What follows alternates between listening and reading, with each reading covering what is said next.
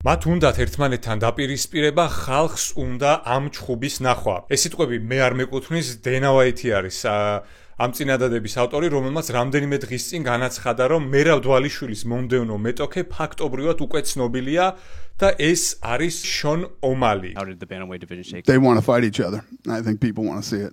გამარჯობა, მოგესალმებით, ბუშიდო პოდკასტი დაბრუნდა მორიგი ეპიზოდით და დღეს ვსაუბრობ მერაბი შონ ომალის წინააღმდეგ რემატჩი. პირველ რიგში, ვიდრე განვაგრძობ ვიდეოს, მინდა კითხოთ და პირდაპირ დამწეროთ კომენტარებში, რამდენად გინდათ თქვენ ამ ჩხუბის და ამ დაპირისპირების ნახვა მორიგ ჯერზე. თუ სუპერ მსუბუქი წონითი კატეგორიის დივიზიონზე ვსაუბრობ და იმაზე, თუ რა ჩხუბების ნახვა გვინდა, ამ კატეგორიაში მე მგონი შონ ომალი და მერაბი არა და მაგალითად შონ ომალი კორი სენთეგენის წინააღმდეგ, ანდა პიტერ იანი შუგაშონის წინააღმდეგ, ანდაც ალექსანდრ პანტოჟა მერაბის წინააღმდეგ, ესე ძალიან კარგი ჩხუბი იქნებოდა ჩემი აზრით, იმიტომ რომ ორი დივიზიონის ორი ჩემპიონია, რომლებმაც ფაქტობრივად გაწმინდეს თავისი წონითი კატეგორიები და თუმცა მორიგ ჯერზე დენა ვაითმა გადაწყვიტა, რომ კიდევ ერთი დაუმსახურებელი საჩუქარი გაუკეთოს, კიდევ ერთ ძალით სუპერვარსკვლავ მებრძოლს, პირდაპირ რემატჩის საშუალება შონ ომალის, რომელსაც ჯამში, საერთო ჯამში, თავის კარიერის განმავლობაში მხოლოდ 3 მებრძოლი ყავს დამარცხებული ტოპ 5-დან. მე უბრალოდ მგონია, რომ ეს ზოგადად სპორტს, ზოგადად ორგანიზაციას და რენკინგს ვნებს, იმიტომ რომ მაშინ რაღაც ნიშნავს, ხო ეს რაღაც რენკინგი, ვინ რომელ ადგილზეა, ვის რა მოგებები აქვს, ვის რა წაგება აქვს. ერთი დაცვა ჰქონდა შონ ომალის ქამრის მარლონ ვერასთან, ერთი მოგება ჰქონდა ალჯემენ სტერლინგთან და ერთი მარჯვება, რომელზეც გონია ხალხის უმეტესობას, რომ ეს ბრძოლა წააგო შონ ომალიმ პიტერ იანის წინააღმდეგ. ხო, ჯამში სულ 3-3 ტოპ 5 მებრძოლის წინააღმდეგ ჩატარებული ბრძოლა და გამარჯვება მიღებული და აძლევენ ქამარზე ჩხუბის საშუალებას.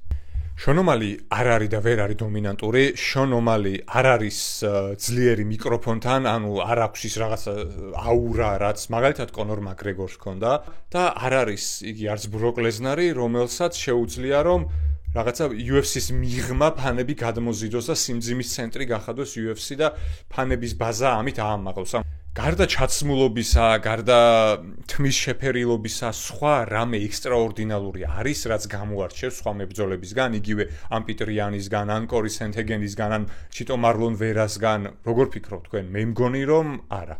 უბრალოდ მგონია რომ რატომაც UFC-ს უნდა რომ ჩემპიონი იყოს ომალი და არ უნდა რომ ჩემპიონი იყოს მერაბი. ეს ჩემი აზრია, თქვენ რას ფიქრობთ? ერთი რამ მინდა სწორად გამიგოთ, აქ არ ვერჩი შონ ომალის. ამ შემთხვევაში ხელს ვიშორთ ორგანიზაციისკენ და მატჩმეიკერებისკენ. პიტერ იანი არის ორი მოგების სერიაზე, რა არ განიხილება ამ სურათში.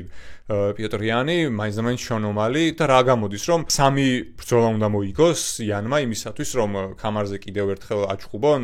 თვითონაც ყოფილი ჩემპიონია, ხო არა? და თუ მაინც და მაინც უნდათ რომ შონ ომალის საჩემპიონო გზაზე დააყენონ, მისცენ პიტერ იანთან ჩხუბის საშუალება კიდევ ერთხელ, იმიტომ რომ კითხვის ნიშნები დარჩა, მე პირადად მგონია რომ, რა ვიცი, იანმა მოიგო ის ჩხუბი, ანუ ტოპ 5-ში ერთადერთი მებრძოლი გარდა მერაბისა, ვისაც აქვს მოგებათა სერია, ერთი მოგებათა სერია მაინც, მას არ აძლევენ ქამარზე ჩხუბის საშუალებას. გულწრფელად ვთქვათ, რომლის ნახვა უფრო გვირჩევნია, პიტერ იანი მერაბის წინააღმდეგ თუ შონ ომალი მერაბის წინააღმდეგ. რას ფიქრობთ თქვენ? დამიწერეთ კომენტარებში და დაველოდოთ დღეს, როდესაც ამ ბრძოლის თარიღი გამოცხადდება, მეტი სხვა არაფერი დაგვრჩენია.